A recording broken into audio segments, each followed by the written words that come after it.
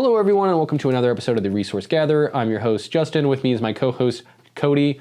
We're going to be talking about Halloween on this very spooky night as we get ready for the Halloween weekend coming up. Remember, again, to check out Dice Age and all of our other content. Again, we'll have some fresh Magic content cooking away next month as we drop it off at the end of the month for your viewing pleasures.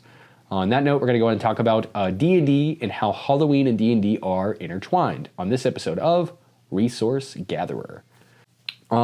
We sort of talked about it a little bit last week.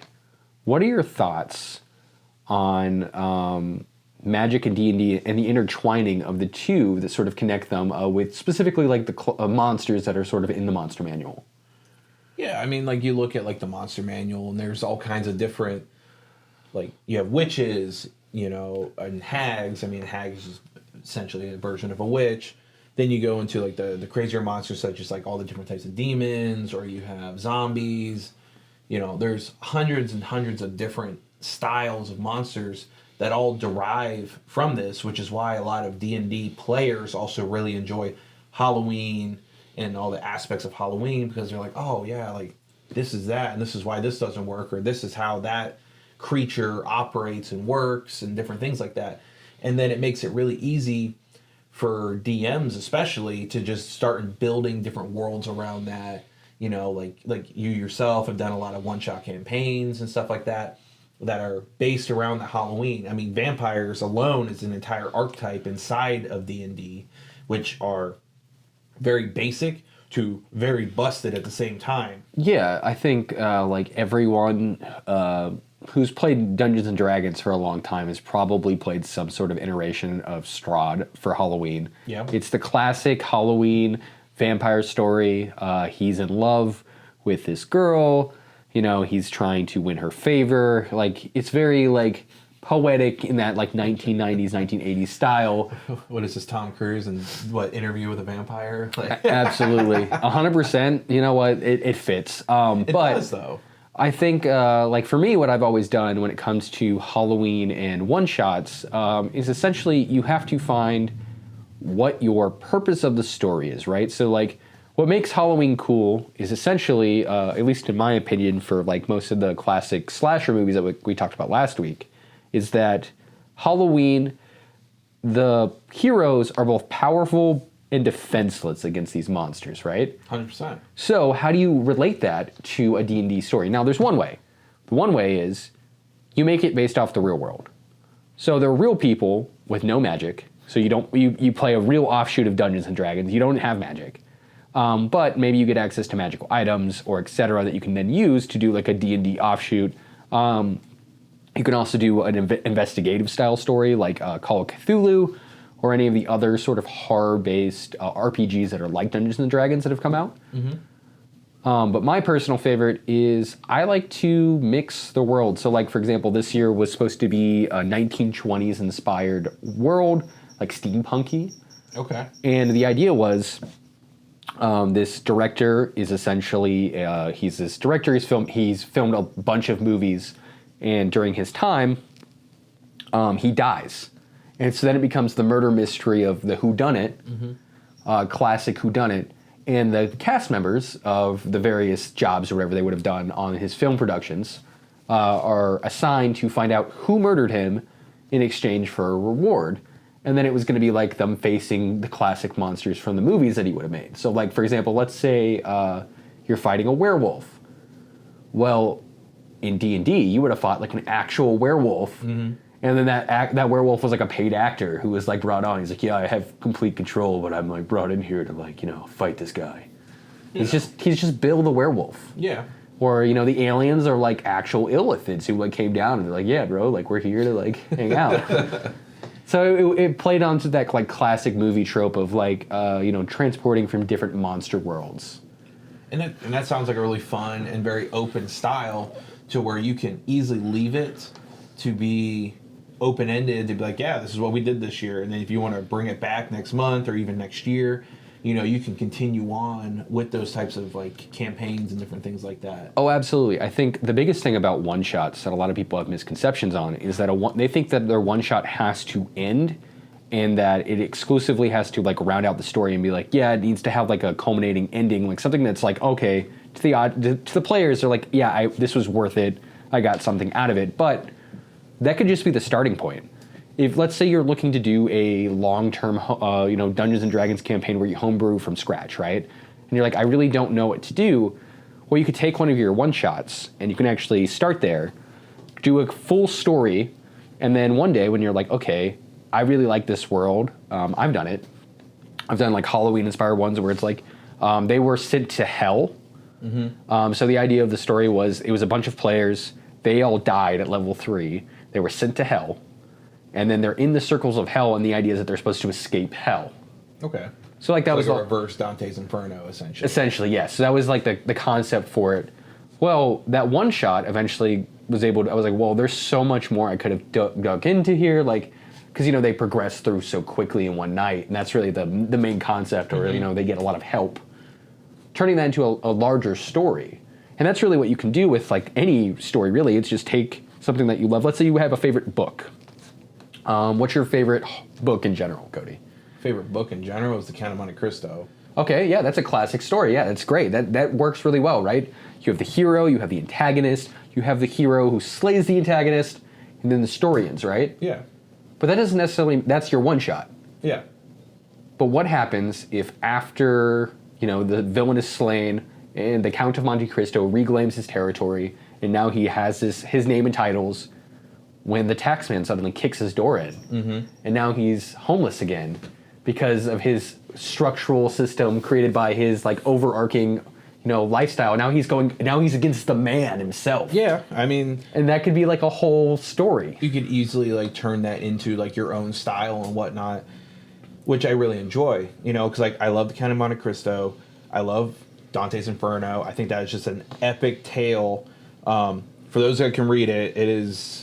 It's a long book. It's intense. There's a lot of Latin words in it, so it makes it very difficult. This is Salem the cat. She's a member of this podcast because she lives here. And loves Halloween because she's named after Salem the cat. She is, in fact, so Sabrina the Witch had just dropped.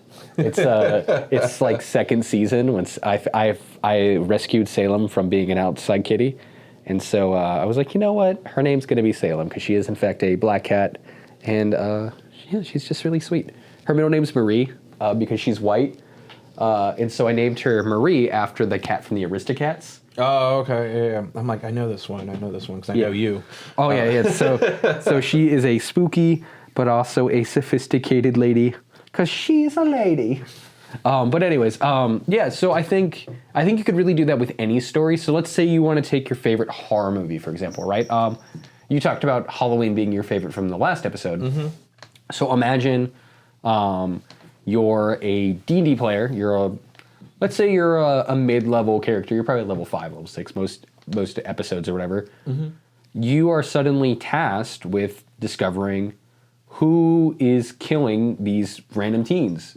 So I think like the way that you would have to do a lot of these D&D like stories is you essentially have to be the detective. Yeah. Right? Like you have to be the one like solving the case because that's the person who has the most progression in the story.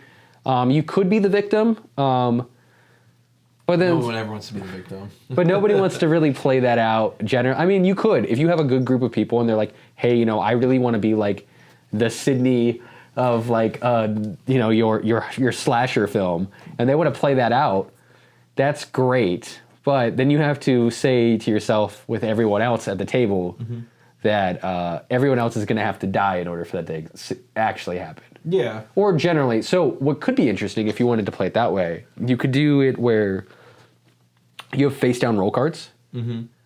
and then you flip them, circle them around.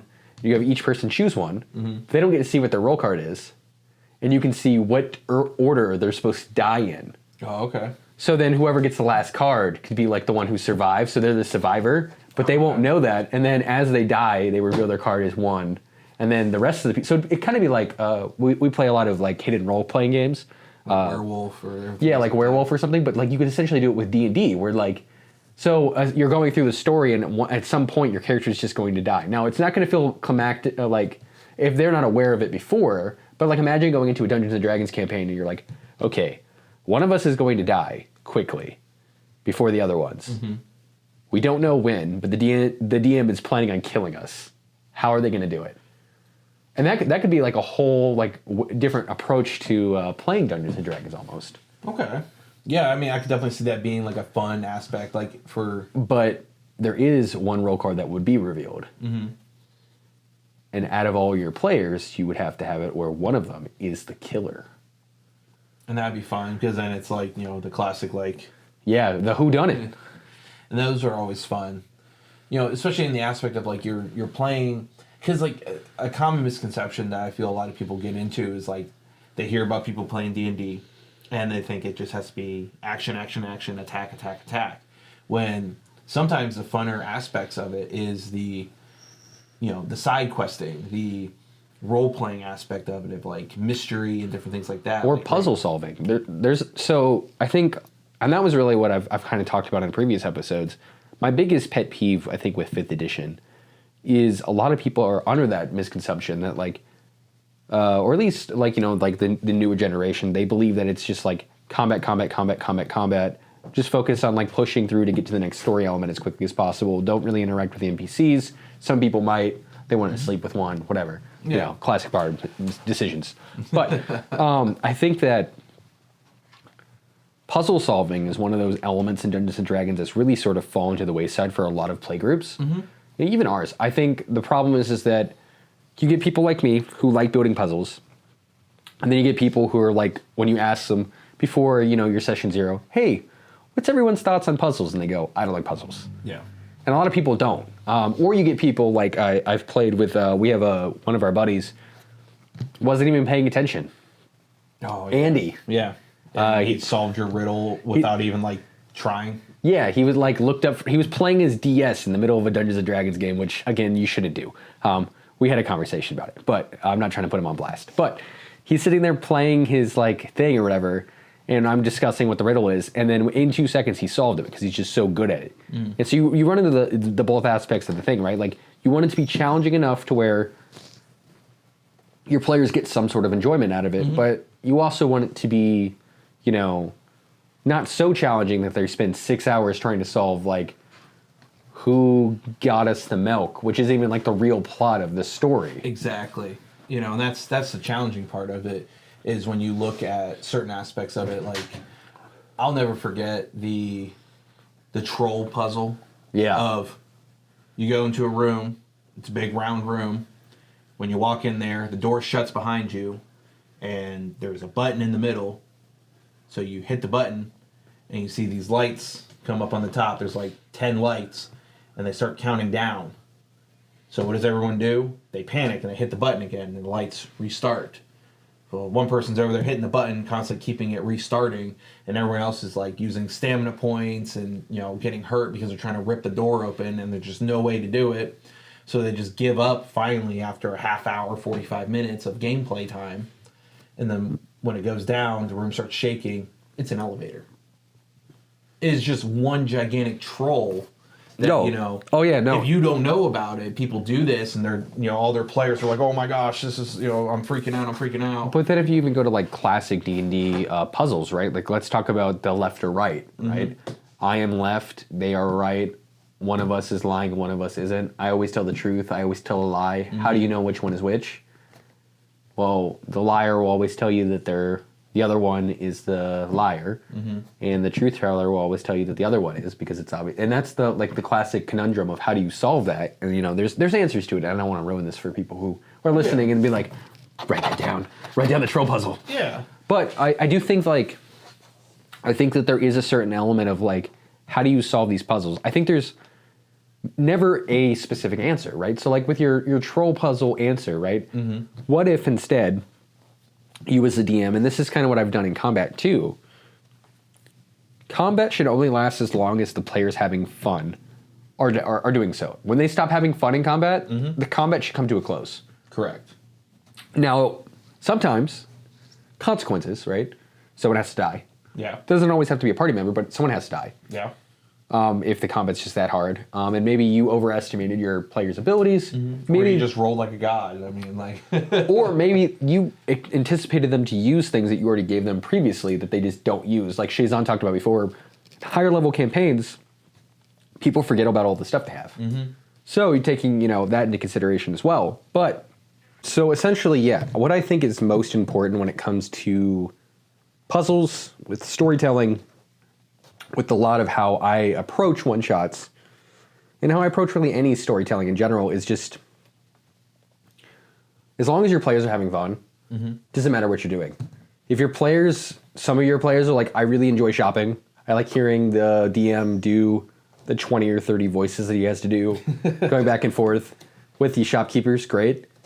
If your players don't, skip past it.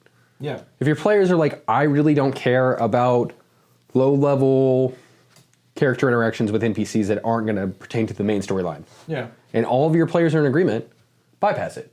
Yeah, just write down what you want, use the player's handbook for, standard prices, and play honest. Yeah, exactly. And that's how you can approach a lot of things, especially in these one-shot scenarios where, like, oftentimes you're not going to really have time to be able to play into, are my characters going to be able to, like, level up? And that's really the main thing about one-shots, which is nice, is you're not really going to have to play into that nearly as much. There's not going to be, like, a shopping episode generally in a one-shot because the progression of the story is so quick. You're constantly being like, hey, there's this thing that's happening, you have to do it within a certain time frame, and that's really what you can do to progress the story. So, like, for example, countdowns. Yeah. So, hey, this ritual is going to be done by the stroke of midnight. It's a great one. Or sunrise, or, all the veil will close. Yeah.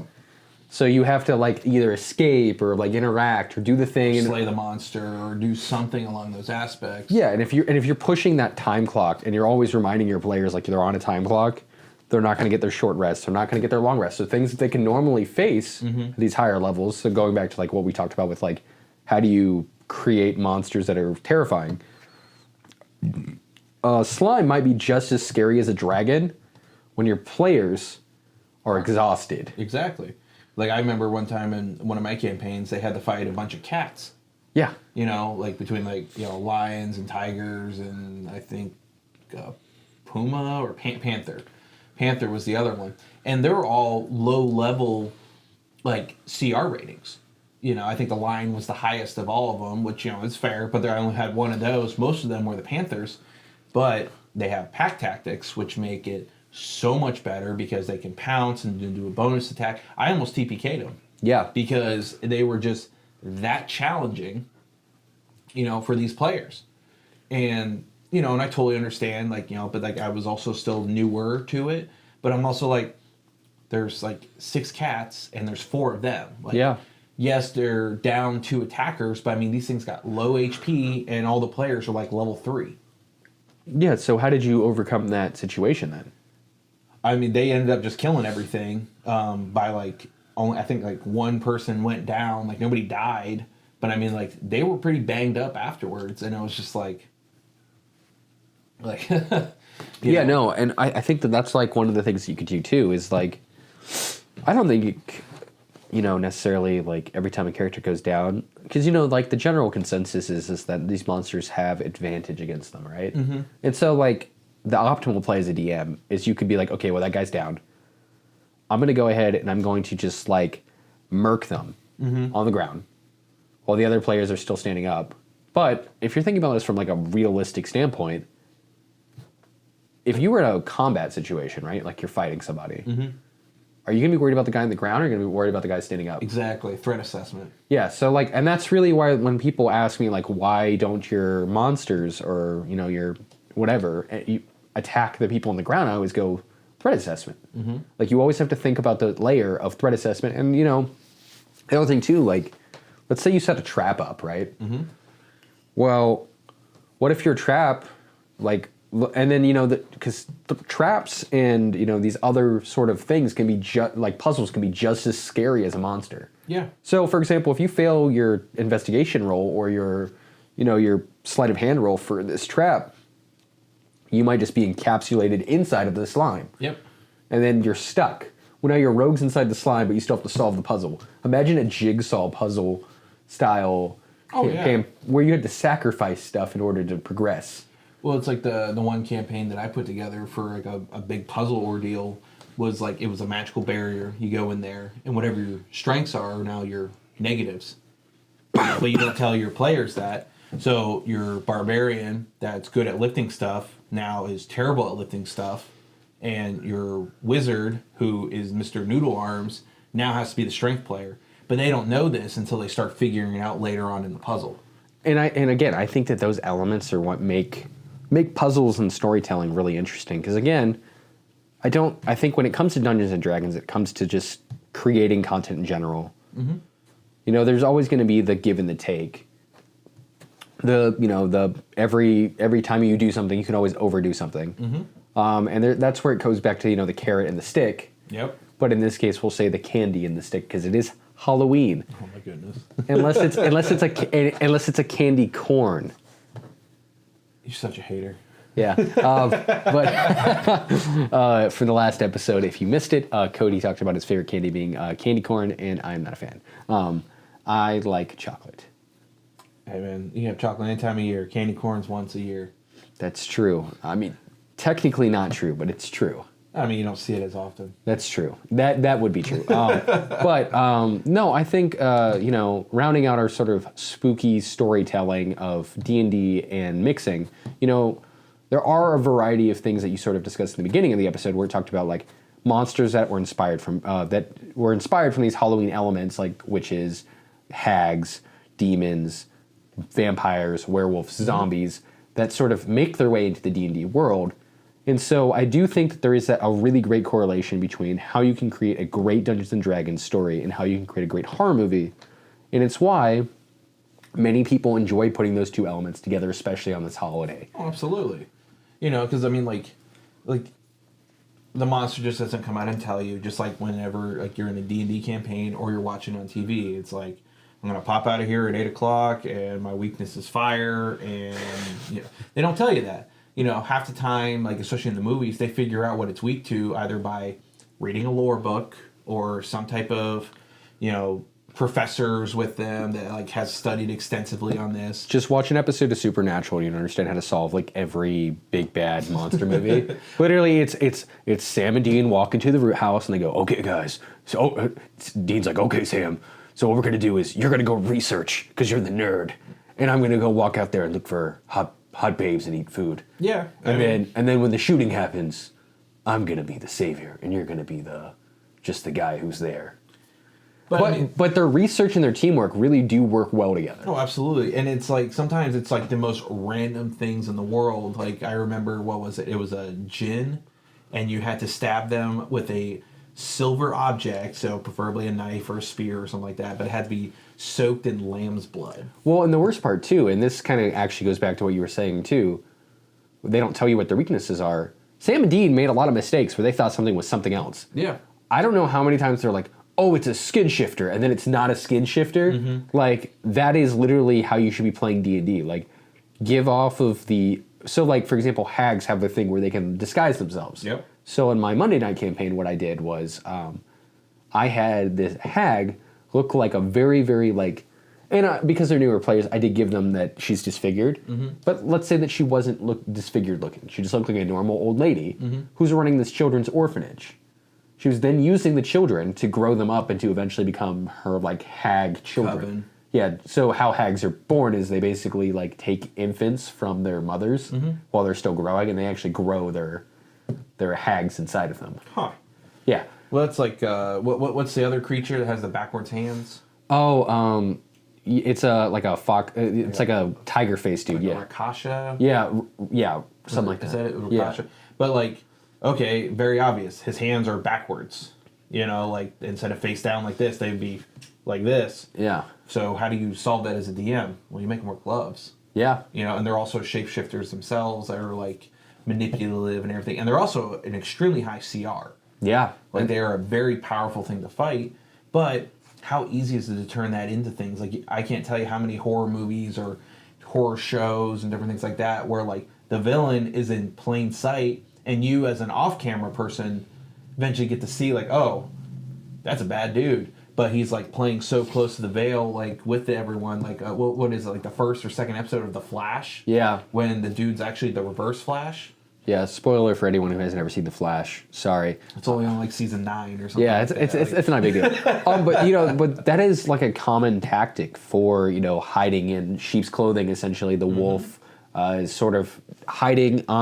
In plain sight. Yeah, and that's really common in horror storytelling. Like right, like the villain is always like the best friend who you're like, I've been here the whole time. Like, since we're spoiling stuff, like the new Scream movie. Yeah. Like I knew who the villains were right away because I could just tell how Scream does storytelling. Yeah. And it's like the most obvious people, or the least obvious people are always the most obvious. Yes. And so because of that trope, and because people know that trope, how do you hide your characters in plain sight whenever, you don't want them to be suspected? Easiest way, have them die.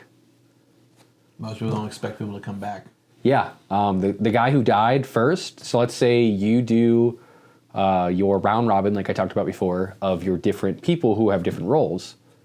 You say you die, and then you flip it over, and they reveal it, and you say, hey, you die first. And the one who you said died first, they reveal their thing, and it says, you're the villain. And then they go, oh. And then for the rest of the story, they are a spectator, because the DM is the one who's creating the story, but their character is the one who comes back. And that's where like you could bring people, take them out of the room, say, how would you have done this? Yeah. And you can really play into like different stuff. Again, you have to play with people who already understand like that's the concept of the game. But it would be really fun to do as like a hidden role style D&D game, because people like mysteries. People like being unknown, especially if you as a DM didn't know. Oh yeah. Until, the roles are revealed. Well, because like the best line I've ever heard about playing as a DM is, you build a story, you set out like the parameters and everything like that, but ultimately you are just a narrator of your players' actions. Absolutely, and that goes back to my analogy of the gas pedal and the brake. Yep. I can only push the story faster, so I can give you a deadline, say, hey, you need to beat this by the certain deadline, or I can say, hey, the game is slowed down because something stopped you from doing what you wanted to do. You split the party. Absolutely, you could split the party, and that does happen. I do think that that's like an age-old joke of splitting the party is the worst thing you can do. But sometimes as a DM, it's the strongest thing you can do, because one, it allows, especially in large groups, if you're playing like Critical Role's 9-player monstrosity, right? It allows players to get their individual screen time, right? Like their time to be able to be important. Yeah. But also it allows, them to be able to have interactions with players they might not have necessarily had interactions with, which is why like when I do D&D anything, I keep the parties relatively small.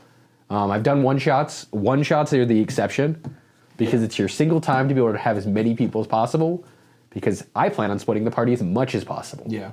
I mean, that's always my running joke of why the Lord of the Rings took so long, is because they split the party. Oh, 100%. Well, the thing... Great stories. I'm not downgrading any, but man, they could have got that all done in one book if they didn't split the party. Oh, absolutely. And again, we are huge fans of a lot of multicultural stuff.